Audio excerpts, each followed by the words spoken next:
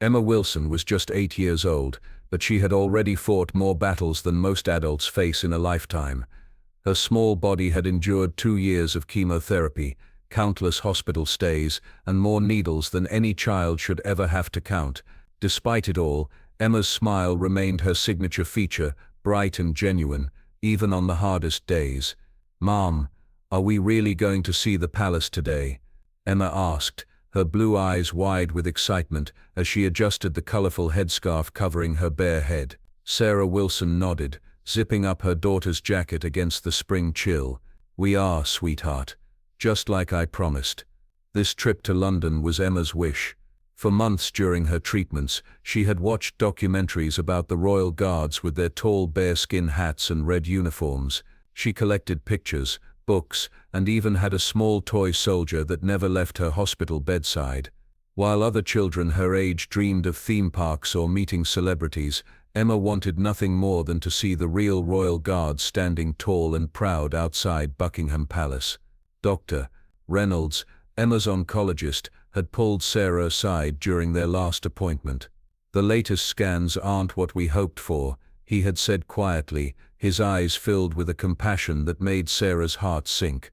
"I think now would be a good time for that trip you've been planning." The words had hung in the air between them, heavy with meaning. Now would be the time, while Emma still could. So here they were, in a small hotel room in London, preparing for what might be Emma's last big adventure. Sarah fought back tears as she watched her daughter carefully place her lucky toy soldier in her coat pocket. "He wants to meet his big brothers," Emma explained seriously. "He's never seen real guards before." The taxi ride to Buckingham Palace was filled with Emma's endless questions. Do they really never smile? Not even if someone tells a joke, can they talk at all? How long do they have to stand there? The driver, a friendly man named Pete, chuckled as he navigated London's busy streets. "They're the best trained soldiers in the world, little miss. Standing still is part of their job, and they take it very seriously." "I'm good at standing still too," Emma declared. "During my radiation treatments, I had to lie perfectly still for a really long time." Sarah saw Pete's eyes meet hers in the rearview mirror, a flash of understanding passing between them. "Then you'd make a fine guard yourself," Pete said kindly. As they neared the palace, Emma pressed her face against the window. The crowds were already gathering for the changing of the guard ceremony. Sarah worried they wouldn't find a good spot for Emma to see, but Pete had other ideas. "My brother works at the palace, not a guard, just maintenance," he explained as he pulled to a stop. "Let me make a quick call. Maybe he can help you find a better viewing spot."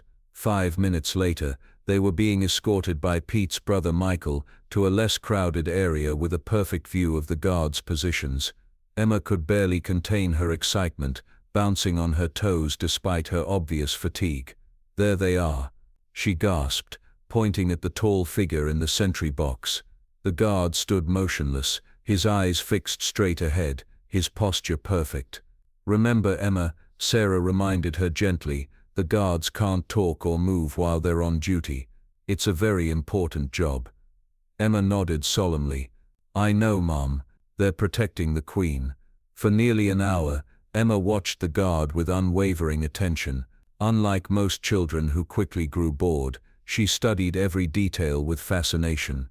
Sarah noticed her daughter growing tired, the excitement taking a toll on her frail body. "Should we head back to the hotel for a rest?" she suggested. Emma shook her head firmly. "Not yet, I need to show him something first." Before Sarah could ask what she meant, Emma reached into her pocket and pulled out her small toy soldier. With determined steps, she moved toward the guard.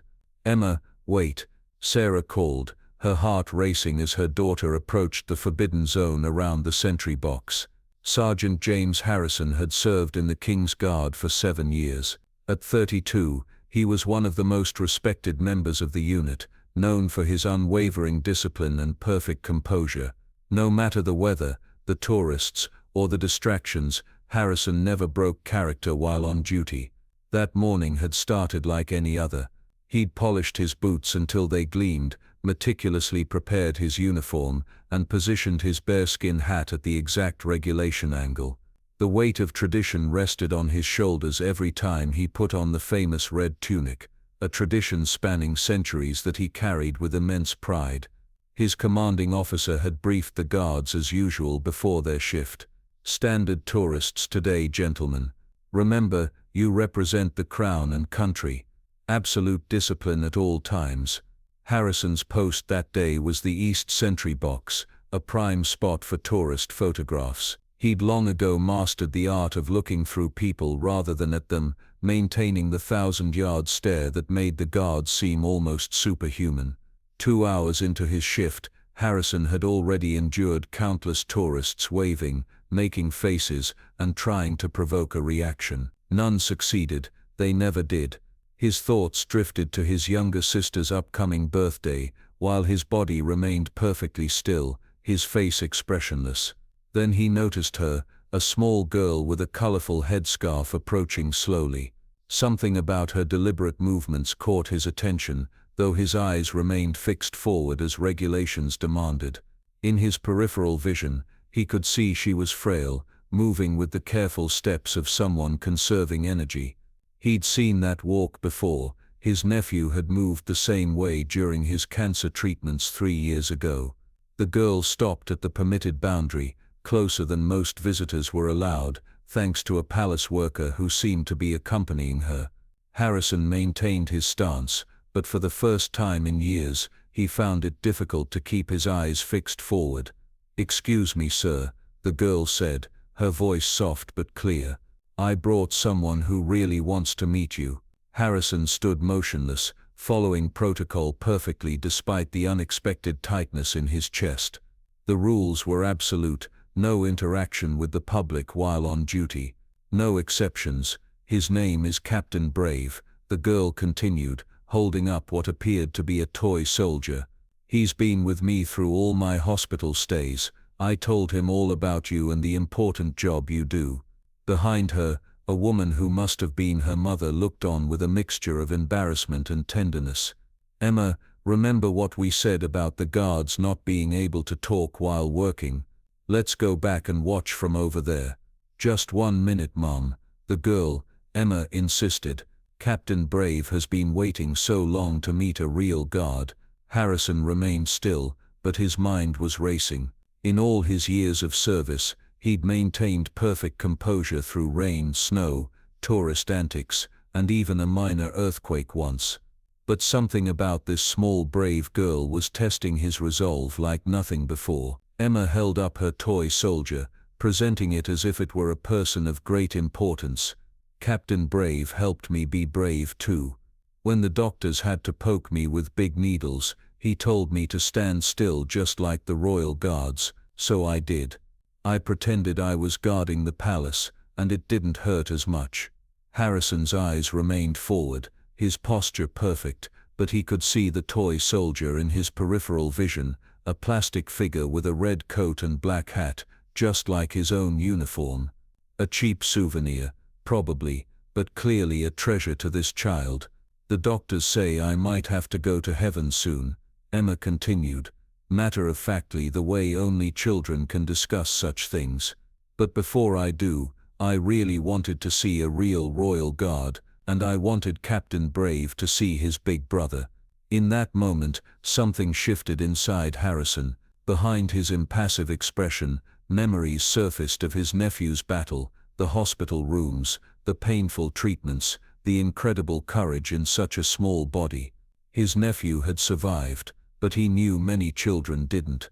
"Emma, honey, we should go," her mother said gently, reaching for her daughter's hand. "The guard has an important job to do." "Okay," Emma agreed, but before turning away, she carefully placed her toy soldier at the edge of the permitted boundary, just a foot from Harrison's highly polished boot. "Captain Brave can stay here with you for a while. He's good at standing still too." As Emma turned to leave with her mother, Harrison remained frozen in position, the small toy soldier now in his line of sight, a splash of color against the gray pavement. Protocol dictated that he ignore it completely. The rules were clear: No interaction, no movement except during the prescribed changing of the guard. But sometimes, Harrison realized, there were moments when being human mattered more than being a perfect guard. For 17 minutes, Sergeant Harrison stood perfectly still, as Emma and her mother watched from a distance. The toy soldier remained where the little girl had placed it, a small splash of red against the dark pavement. Inside his mind, a battle was raging. 7 years of impeccable service. Thousands of hours of standing guard, without a single breach of protocol. His reputation among the guard unit as the Stone, a nickname earned because nothing could make him crack. Against all that stood one small sick child and her toy soldier. Harrison had witnessed countless attempts to make guards break character, jokes, insults, provocations of all kinds. He'd weathered them all with stoic indifference. This was different. This wasn't someone trying to break him. This was a child sharing something precious. From the corner of his eye, he could see Emma watching him intently from the viewing area where she and her mother had retreated. Unlike the restless tourists around her, she stood perfectly still, mirroring his posture. Her mother checked her watch periodically, clearly concerned about her daughter's energy levels. Harrison's mind drifted to the regiment's code, discipline, duty, honor. His training had embedded these values so deeply they felt like part of his DNA. But what did those words truly mean? Was discipline only about following rules, or was it also about knowing when compassion mattered more? Was duty only to the Crown, or also to the people the Crown represents, especially the most vulnerable among them? A voice from his past training echoed in his mind. His old drill sergeant had once said, "The uniform doesn't make the soldier. It's what's underneath that counts." Harrison's eyes remained fixed forward, but his peripheral vision caught Emma whispering something to her mother. The woman nodded, and they began to gather their things. They were preparing to leave. In that moment, Harrison made his decision.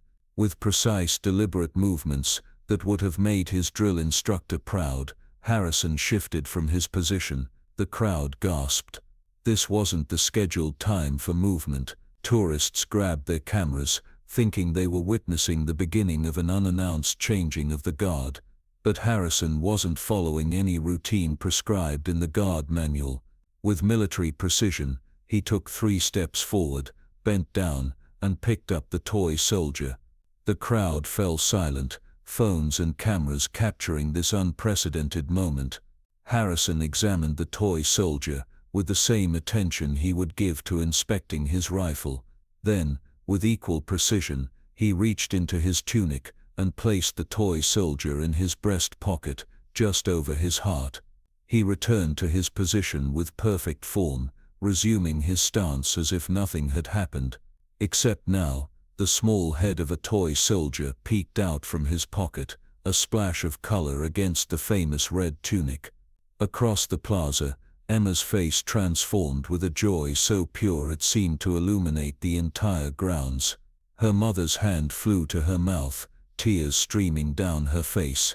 What Harrison didn't know was that several senior officers were touring the grounds with important diplomats that day. Among them was his direct commanding officer, Colonel William Blackwood, who had witnessed the entire scene unfold. Blackwood's face betrayed nothing, as he watched his most disciplined guard break protocol for the first time in his career. The diplomats beside him murmured among themselves, pointing discreetly at Harrison, and then at the small girl whose smile now lit up the plaza. "Will there be consequences for the guard?" one diplomat asked quietly. Colonel Blackwood's eyes moved from Harrison to Emma and back again.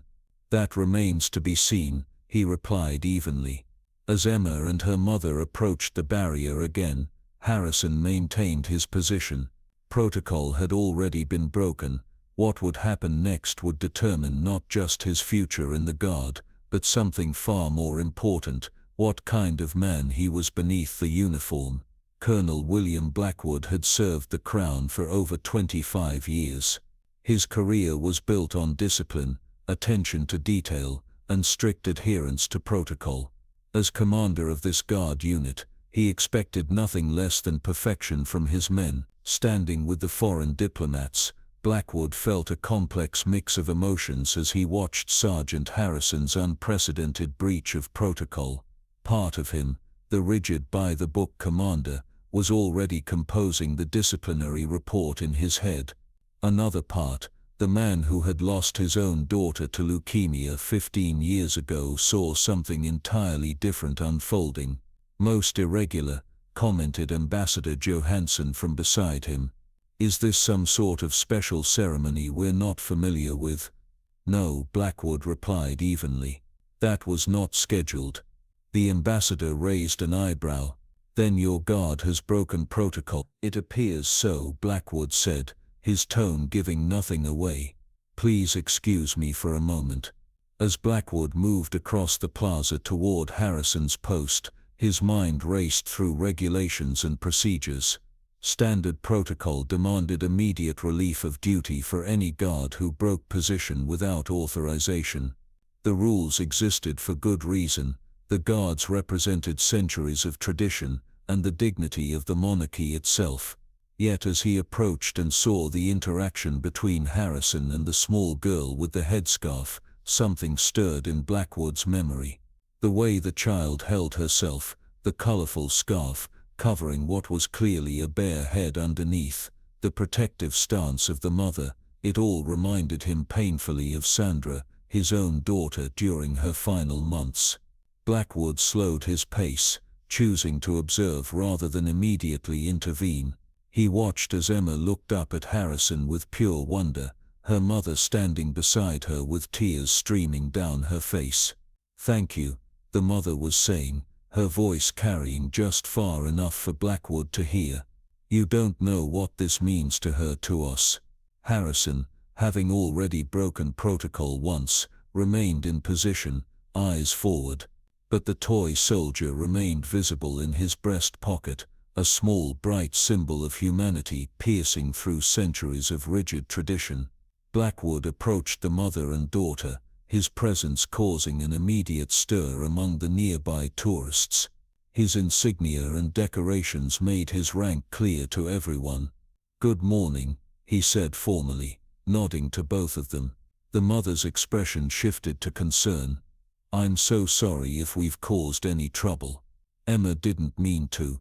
Blackwood raised a hand gently. "No apology necessary, ma'am. May I ask your names?" "I'm Sarah Wilson, and this is my daughter Emma." Blackwood knelt down to Emma's level, something that surprised even himself. "Hello, Emma. I'm Colonel Blackwood. I'm in charge of the guards here. May I ask what brings you to visit us today?"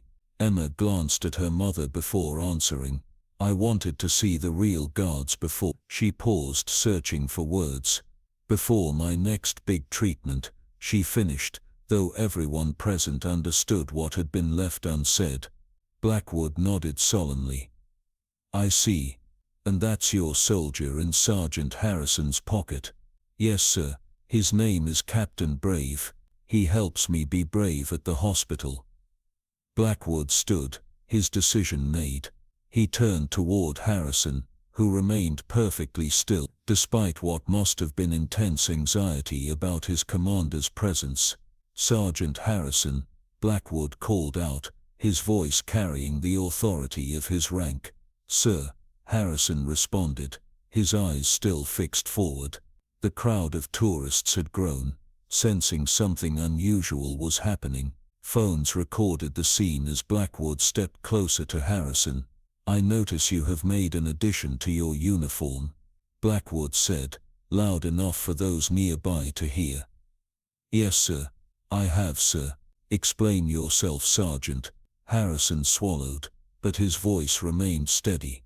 "Sir, I received a special token from a fellow soldier.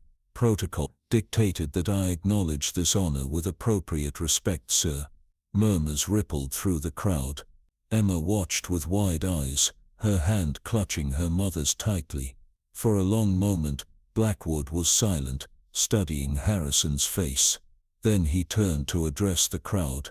"Ladies and gentlemen, You are witnessing something rare today.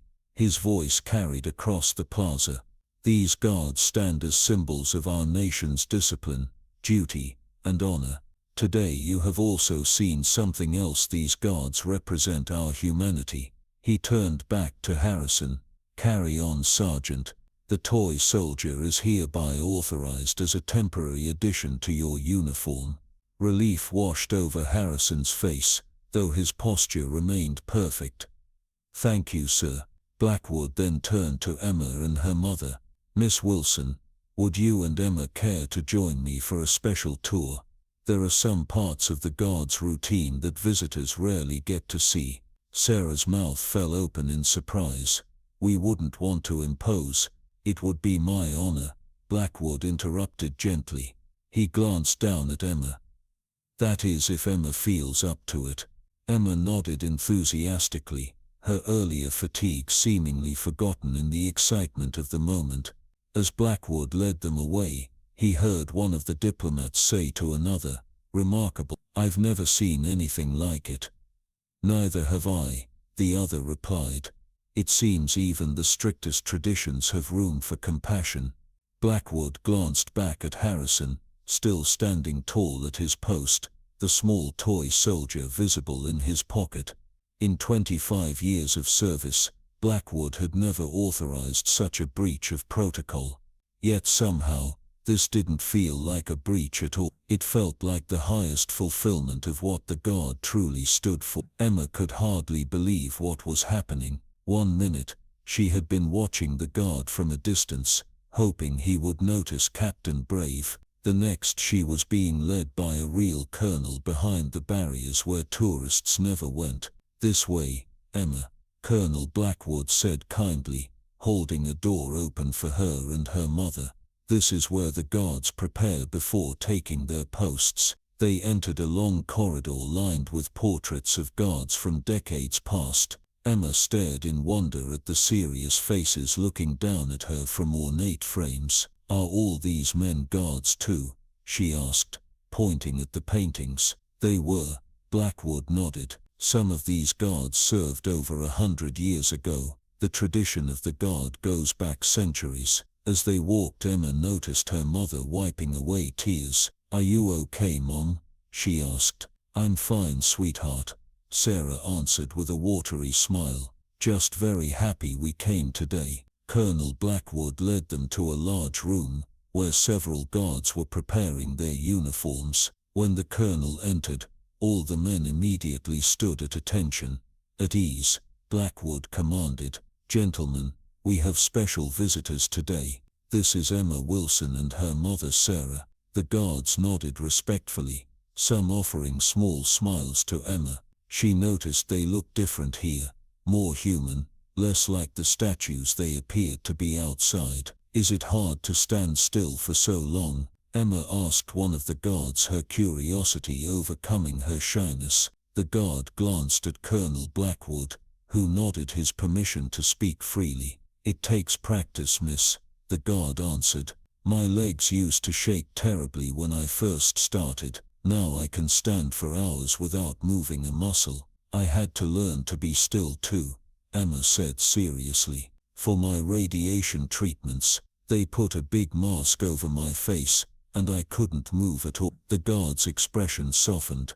"Then you already know what it takes to be one of us. That's real bravery." Colonel Blackwood cleared his throat, seemingly affected by the exchange. "Emma, would you like to see the bearskin hats up close?" Emma nodded enthusiastically. Blackwood led them to a row of the famous tall black hats sitting on specially designed stands. "Would you like to try one on?" he offered. Emma's eyes widened. "Really? Can I?" "Normally, no," Blackwood admitted. "But today is special." He carefully lifted one of the smaller hats and gently placed it on Emma's head. It immediately slipped down, covering her eyes completely. Everyone in the room laughed, including Emma. "It's so heavy," she giggled, pushing it back to see. Sarah quickly took a photo with her phone, capturing the moment, her daughter's radiant smile beneath the enormous guard's hat, surrounded by real royal guards. "Colonel, One of the guards spoke up. "If I may suggest something." Blackwood nodded. "Go ahead, Lieutenant Parker. The changing of the guard is in 30 minutes. Perhaps Emma would like to watch from the inside view. We could position them at the window of the guard room. Best view in the house." "Excellent suggestion," Blackwood agreed. "Emma, would you like that?" "Yes, please," Emma exclaimed, carefully removing the hat and handing it back with reverence. As they continued their tour, Emma noticed something change in her mother's demeanor. The constant worry that had shadowed her face for months seemed temporarily lifted. She was smiling, really smiling, as she watched Emma experience this unexpected adventure. They passed a room where a guard was polishing his boots to a mirror shine. He demonstrated his technique for Emma, showing her how to make circular motions with the polishing cloth. "Would you like to try?" he offered, holding out the cloth. Emma took it carefully and mimicked his motions on the already gleaming boot. "My dad was a soldier," she said as she worked, "before he went to heaven. Mom says I'm brave like him." The guard and Colonel Blackwood exchanged glances. "Your dad would be very proud of you," the guard said quietly. "We're all proud to meet you today." Sarah placed a hand on her daughter's shoulder, squeezing gently. Emma knew that touch. It was what her mother did when she couldn't speak, because emotions were too strong. Colonel Blackwood checked his watch. "We should head to the viewing room for the changing of the guard. But first I have something for you, Emma." He led them to a small office and opened a drawer in his desk. From it, he withdrew a guard's insignia pin, a small metal badge with intricate detailing. "This is normally only given to those who complete guard training," he explained, holding it out to Emma. "But I believe you've earned it through your own kind of service and bravery." Emma accepted the pin with trembling hands. "Really? For me? Really?" Blackwood confirmed. "And when Sergeant Harrison, the guard who took your Captain Brave, finishes his shift, I've arranged for him to meet you properly. Would you like that?" Emma nodded, speechless with excitement. As they headed toward the viewing room, Emma walked taller, the colonel's pin carefully fastened to her jacket. For a few precious hours, she wasn't a sick child. She was an honored guest of the Royal Guard, walking corridors few civilians ever saw. Sarah caught Colonel Blackwood's eye over Emma's head and mouthed a silent thank you. His nod in return carried understanding that went beyond words, the shared knowledge that some moments matter more than others, that sometimes the most important duty is simply to bring joy where it's needed most. At precisely 11:45 a.m., Sergeant James Harrison was relieved of his post in the standard changing of the guard ceremony. As the replacement guard took position with mechanical precision, Harrison marched away with the same disciplined steps he had maintained for years. But today was different. Today the toy soldier still sat in his breast pocket, and his commanding officer was waiting for him inside with a small girl who had changed everything. Harrison entered the guard quarters, removed his bearskin hat according to procedure, and found Colonel Blackwood waiting with Emma and her mother in the officers' break room, an area typically off-limits to visitors. "Sergeant Harrison reporting as ordered, sir," he said formally, standing at attention. "At ease, Sergeant," Blackwood replied. "I believe you've already met Emma, though not properly." Harrison relaxed his stance slightly, and turned to Emma with a warm smile that transformed his usually stern face. "Hello, Emma. It's good to meet you officially." Emma stared up at him in wonder. "You look different when you smile." "I don't get to do it much while on duty," Harrison admitted. "But I'm not on duty now." He reached into his pocket and carefully removed the toy soldier. "I believe this brave fellow belongs to you." Emma shook her head. "I want him to stay with you, so you'll remember me." The room fell silent. Sarah placed a hand on her daughter's shoulder, while Colonel Blackwood looked away, blinking rapidly. Harrison knelt down to Emma's level, the toy soldier held carefully in his palm. "Are you sure? Seems like he's been a good friend to you." I have others at home, Emma explained. But you don't have any. Everyone needs a brave friend sometimes. Harrison closed his fingers gently around the toy. Then I'll keep him safe. Thank you, Emma. That's the finest gift I've ever received in my years of service. Colonel Blackwood cleared his throat. Sergeant Harrison, I should inform you that your actions today have attracted some attention. The video of you retrieving Emma's toy is already circulating online. Harrison's expression grew concerned. I understand, sir. I accept full responsibility, and any disciplinary action deemed appropriate. That won't be necessary. Blackwood said. In fact, the Palace Communications Office has already received hundreds of positive messages. It seems the public appreciates seeing the human side of the Guard. Sarah spoke up. We never meant to cause any trouble. Emma has just been fascinated with the Royal Guards throughout her treatment. Watching videos of the Guards helped distract her during some difficult times. No trouble at all, Mrs. Wilson, Blackwood assured her. Then turning to Harrison, he added, Sergeant, I've arranged for you to have the rest of the day off. Harrison looked surprised. Sir, I thought perhaps you might like to join Emma and her mother for lunch. The palace chef has prepared something special in the staff dining room. If you're amenable, of course. Harrison's face broke into another rare smile. It would be an honor, sir. Emma clapped her hands together. Can you tell me stories about being a guard? Do your feet hurt after standing so long? Have you ever seen the Queen up close? Harrison laughed, a sound his fellow guards would hardly recognize. I'll answer all your questions over lunch, and maybe you can tell me about this Captain Brave and his adventures. As they walked toward the dining room, Emma slipped her small hand into Harrison's much larger one. He glanced down, momentarily startled by the gesture, then gently closed his fingers around hers. Behind them, Colonel Blackwood and Sarah followed. Your daughter is quite remarkable, Blackwood said quietly. Sarah nodded. She's taught me more about courage than I ever knew before her diagnosis. How long? Blackwood began, then hesitated. Sarah understood the unfinished question. The doctors say maybe a few months. That's why we're doing all the things she's dreamed of now. Blackwood nodded, his own memories surfacing of similar conversations, similar timelines. Years ago. Mrs. Wilson, with your permission, the Guard would like to do something special for Emma before you return home. You've already done so much. Sarah protested. Actually, it was Sergeant Harrison's idea. He called me aside briefly before coming to meet you.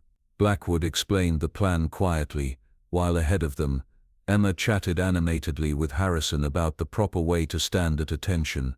Sarah listened, fresh tears forming in her eyes. She would love that. Truly. In the palace dining room, the chef had prepared a special meal. Emma gasped at the beautiful table setting with real palace china, and a small bouquet of flowers at her place. As they ate, Harrison answered all of Emma's questions about Guard life with patience and humor.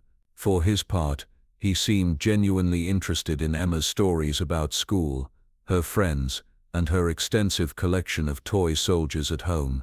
So what do you want to be when you grow up? Harrison asked, immediately regretting the question when he saw Sarah's expression. But Emma answered without hesitation. I'm going to be a Royal Guard, she declared. Or maybe a doctor who helps kids like me. I haven't decided yet.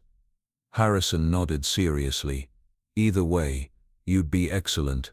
You already know how to be brave and stand tall. That's what makes a good guard and a good doctor. As lunch concluded, Colonel Blackwood checked his watch. I believe everything is ready outside, Sergeant. Harrison stood.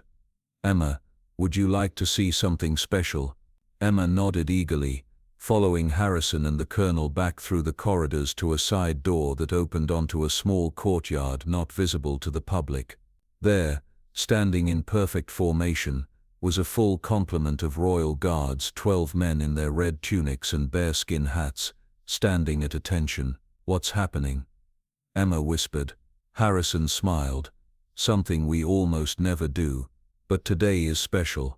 He turned to her with formal seriousness.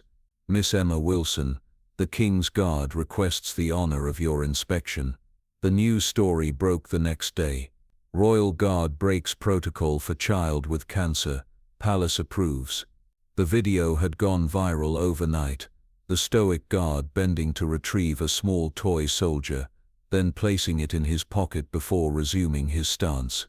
The follow-up images of Emma inspecting the special guard formation had been released by the palace press office with a simple statement: the King's Guard demonstrates that duty and compassion can march side by side. In their hotel room, Sarah read the online articles to Emma, who was resting after the excitement of the previous day. The Guard's insignia pin Colonel Blackwood had given her was pinned proudly to her pajama top. "Look, Emma, people are writing such nice things about you and Sergeant Harrison," Sarah said, scrolling through comments. Emma smiled tiredly. "Is he going to get in trouble?" "No, sweetheart. Colonel Blackwood made sure of that. In fact, it says here that the palace has officially commended him for his actions." Emma nodded, satisfied. "Good. Because he was just being kind." A knock at their hotel door interrupted them. Sarah opened it to find a palace courier with an official-looking envelope.